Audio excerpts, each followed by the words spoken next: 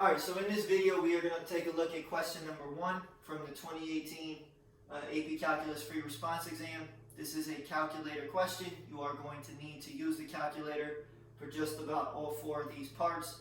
So in terms of what this question deals with, we are told that there are individuals waiting in line for an escalator. We are told the rate at which they enter the line, so that's R of t. It's given by the following piecewise function. It's important to note that t is measured in seconds and R of t is measured in people per second. We are also told that individuals exit the line at a constant rate of 0.7 people per second. We can translate that to mean that the rate at which they exit is 0.7 t. So hopefully that makes sense to us. And the other piece of information we're given is that initially there are 20 people in line at time t equals 0. So let's take a look at part A. It says how many people enter the line over the first 300 seconds.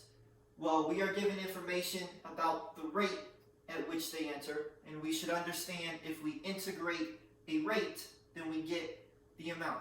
So hopefully we understand that concept by now, which means we should be setting up an integral. So the limits of integration should be 0 to 300. Again, we're dealing with the first 300 seconds. And if we want the amount of people to enter, we are integrating the rate at which they enter. Here's our function. Again, we're on this time interval, so we're looking at the top part of the piecewise function. So we get in our integrand, we should have 44 t over 100 cubed, 1 minus t over 300 to the 7th dt. This is not something that you are expected to do out by hand. This is a calculator question. You're just simply going to type this into your TI-84 and it's going to spit out a value, and I believe the value you're going to get is 270 people. So that's what we get for part A. There's really not much else to it than that. Part B. So in this case, we're asked how many people are in line. Not how many people enter, how many people are in line at time t equals 300. And to figure this out, we kind of logically need to understand this idea that the amount of people in line would be dependent on 3 things. Number 1, how many people entered the line over this time frame, how many people exited the line over this time frame, and then how many people were there initially. So what I'm going to write is just an equation in words that hopefully we can follow and that should make sense to us. So the amount at 300 would be equal to the number of people that entered minus the number of people that exited, and then we would have to take into consideration that there also might have been some people at the line at time t equals 0, and we actually were told that information, plus the number of people initially there. So this is kind of the idea that we're going to use. Notice we didn't even have to write it out in an equation. So let's see if we can come up with the amount at 300. So the amount would be equal to how many people entered over the first 300 seconds. Well, we just did that in part A. So part A is used for part B. So we know this quantity is 270. Well, how many people exited the line over the first 300 seconds? Well, we are told the rate at which they exit is 0.7 t. So if we want to figure out the number of people that exited, we would take the rate, multiply it by the time, and that's going to give us the amount. So we're going to get this as minus 0.7 times 300. That's going to give us the number of people that exited the line. And then how many people were initially there? Well, we are told in the description of the problem that value is 20. So if we do out some quick math here, you can use a calculator, but I think this is easy enough to do. We're going to get this as 80. So there are 80 people in line at time t equals 300 seconds. So that's A and B. So part C. So we are asked, when is the first time that there is nobody in line? And again, we're looking at times after the first 300 seconds. So let's check. So one thing to keep in mind is the amount at 300 seconds is 80 people.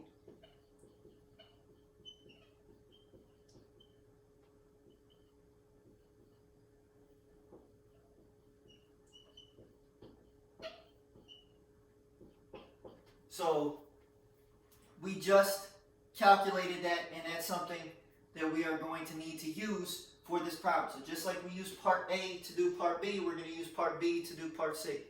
And again, if we want the first time that no one is in line, that means the amount of people in line should be equal to 0. We are going to use this same idea here, because the amount of people in line is still given by the number of people that enter minus the number of people that exit plus the amount that were initially there. So let's see if we can do this. So in this case, we want the amount. The amount we are looking for is we want there to be nobody in line. So I'm going to write 0 equals the number of people that entered. Again, we're looking after 300 seconds. So when we go to look at our rate here, we're now using the bottom part of the piecewise function. How many people enter the line after 300 seconds? So the rate at which they enter is 0. So nobody is entering the line anymore. So the number of people that entered after the first 300 seconds is 0. How many people exited the line? The rate at which they exit is just a constant amount. So that is still given by 0.7 times t. We are trying to figure out what is t equal to in this case. And then how many people were initially there? When we say initially there, we're talking about our reference point. Our reference point is after 300 seconds, so we want to know at time t equals 300, how many people were in line at that moment in time. So at that moment in time, again, that we are measuring from this point forward, there are 80 people in line. So we just simply need to solve this equation for t. So when we do that, we can just add the 0.7 over. We're going to get 0.7 t equals 80. You're going to divide. And we're going to get 114 point, I think it was 286 is what we get. And again, this is measured in seconds. You should use the correct number of decimal places, which is 3 decimal places. You can either truncate or round. So I believe that 114.285 is also an acceptable answer. Now we are not done yet, because we have to keep in mind, this is the first time after 300 seconds that nobody is in line. So we have to add the 114 back onto the 300, because 300 seconds have already elapsed prior to this calculation being done. So there were initially 300 seconds, and then after those 300 seconds, it takes an additional 114 to clear out those 80 people that were in line. So technically, our final answer is given by 414.286 seconds. 414 comes from, again, adding the fact that 300 seconds have already elapsed. We are adding that on to the time that we just calculated. All right, so that's A, B, and C. Part D, it says, at what time are the least amount of people in line? And this is from 0 to 300. When we are looking at least amount of people, we should translate this to mean we are looking for the absolute min of the amount. And this is going to be a little bit more difficult. So I'm going to erase some stuff over here so that way we can write a few things down. So up until this point, when we've referenced the amount of people in line, we've done this just in words. Now we're going to look at setting up an equation. So what is the amount of people in line at time t? So I'm going to let A of t be the amount of people at t seconds. And when I say amount of people, I'm talking about amount of people in line, obviously. So the amount of people in line is given by the number of people that entered over the first t seconds. Well, that's given by the integral of the rate at which they enter. So it's going to be, we saw before when we wanted the amount at 300, it was 0 to 300. If we just want the amount at time t, it's integral 0 to t. This is where you need to be careful. When we put the rate into our equation here, we can't use our t variable again because we already have it in the upper limit of integration. So you're going to have to change the variable. You can write it in whatever letter you choose. I'm going to write x, but technically speaking, The reason we are doing this is because this variable is not the same as this variable here. Now, if you don't do that, are they going to penalize you? I doubt it, but who knows? So, again, this is the number of people that enter this part here. We then need to subtract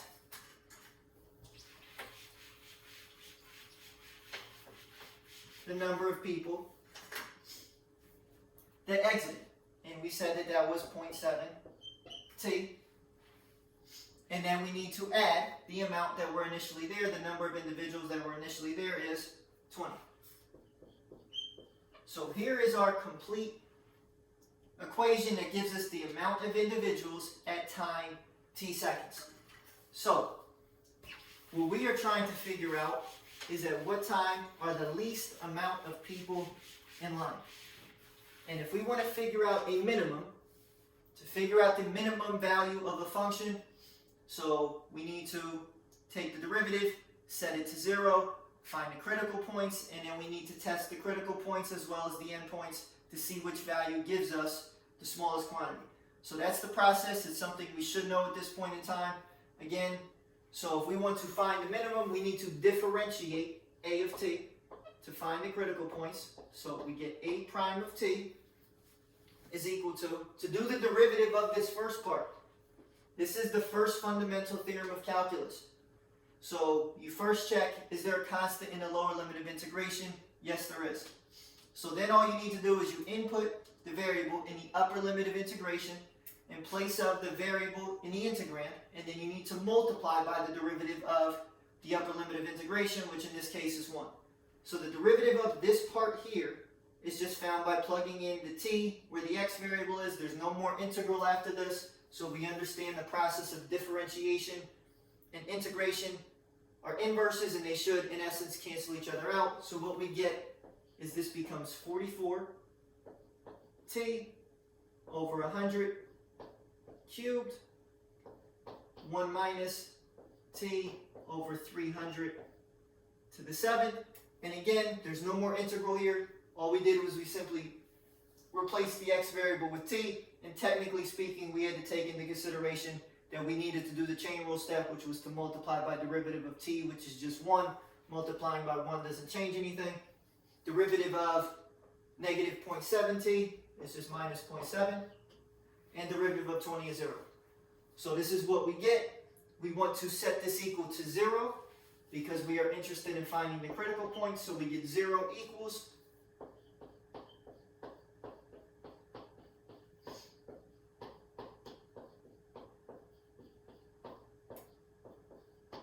and in order to solve this, what I think is the easiest way to do this is to just add the 0.7 over.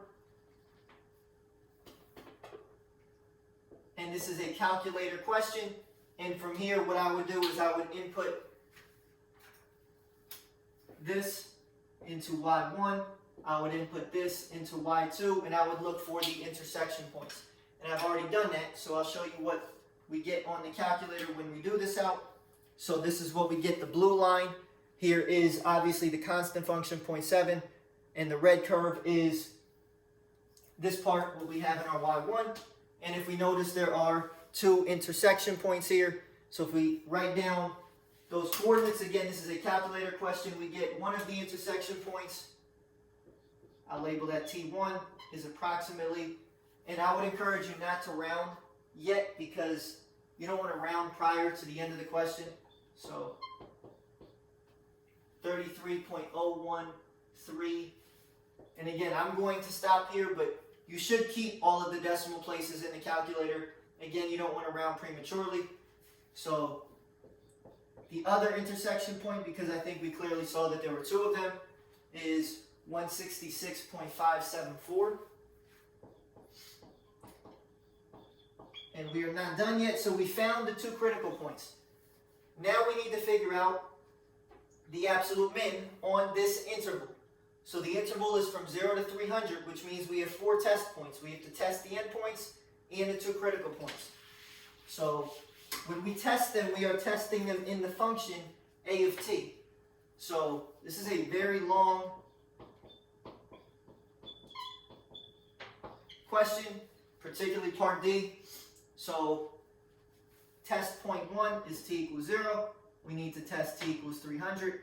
We need to test t equals 33.013. Again, that's an approximate value. And we need to test t equals 166.574. Again, make sure we keep out all the decimals here until we get to the end of the calculation. That way we can ensure that we do have the appropriate amount of accuracy on our answer. So for test points, you're plugging this into our function. So we get a of 0.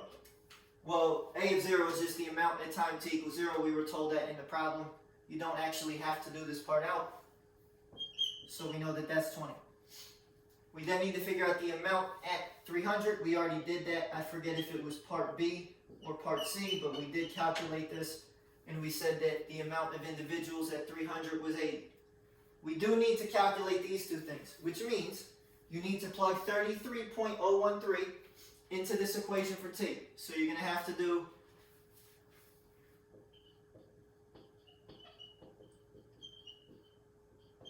the integral from 0 to 33.013 of this ridiculous looking function.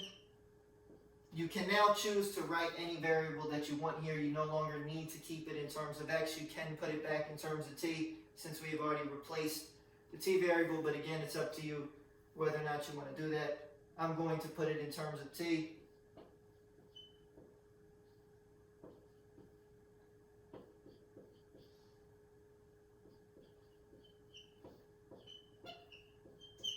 So then minus 0.7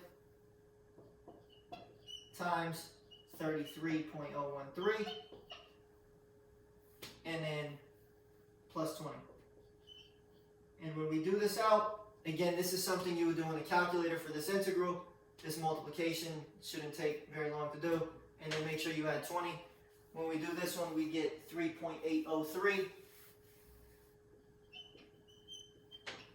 So I am not going to write this out for the bottom part, but you need to do the same thing that we just did. So you'd have to plug in 166. Let me put an approximate here. 0.574 into the upper limit of integration. So anywhere we have a t variable. And when you do this one out, I'm not again going to write everything out because I think we understand what we're doing. Apparently you will get 158.070. But this is just something, again, you would have to do on the calculator. And we can see that clearly our absolute minimum is 3.8.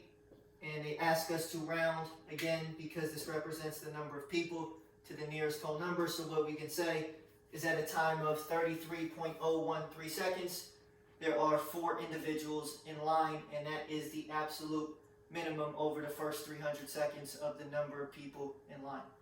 So, very long question. Part D, I think, was incredibly hard. The other parts were reasonable.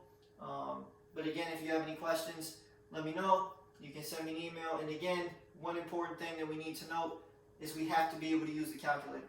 So, as we can see, you cannot do this question if you do not know how to do integrals on a calculator, if we don't know how to graph functions, if we don't know how to find intersection points. So all of that stuff is very critical. So again, if you need to review that, make sure that you do so.